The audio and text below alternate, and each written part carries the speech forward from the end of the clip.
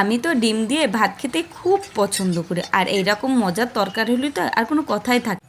Hello everyone, আসসালামু আলাইকুম। সবাই কেমন আছেন? আজকে দুপুরে একটু ভিন্ন কিছু রান্না করব। মনে করলাম আজকে ডিম আস্ত রান্না করব না, ডিম ভেজে আলু দিয়ে রান্না করব।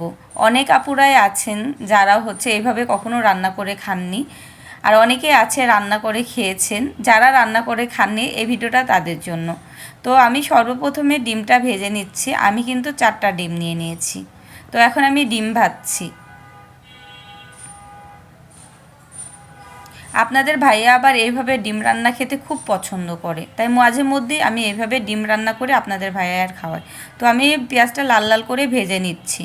আমার পেঁয়াজ ভাজাও শেষ হয়ে গেছে। তো এখন আমি যা যা রেমেডি লাগে পেঁয়াজের ভিতরে দিয়ে দিচ্ছি। আদা রসুন বাটা, জিরার গুঁড়া, মশলাটা আমার ভালো মতো কষানো হয়ে গেছে। আলু দিয়ে দিচ্ছি। এখন আমি আলুটা ভালো মতো করে কষিয়ে নিচ্ছি। তো আলু কষানো হয়ে গেছে, এখন আমি পানি দিয়ে দিলাম।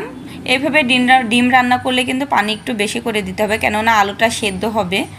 এখন আমি আবার খুন্তি দিয়ে আলুগুলো এইভাবে ভেঙে নিতে হবে। ছোট ছোট করে ভেঙে নিয়ে তারপরে ডিম দিয়ে দিতে হবে। তো এখন আবার আমি ডিম দিয়ে দিচ্ছি। এইভাবে রান্না করলে যা মজা লাগে, যারা কখনো খাননি একবার একবার হলেও ট্রাই করে দেখবেন। এইভাবে রান্না করে এত মজা, যেদিন আমি এইভাবে রান্না করে আমি তো 2 প্লেট ভাত খাই। তো ফাইনালির দিকে আমার ডিম রান্নাটা হয়ে গেছে। আমার ডিম রান্নার কালারটাও কিন্তু অনেক সুন্দর হয়েছে। তো আপনাদের রিকোয়েস্ট, একদিন হলেও এভাবে রান্না করে খেয়ে দেখবেন, খুবই মজা। অনেক আপুরা আছে হয়তো আমার থেকে অনেক সুন্দর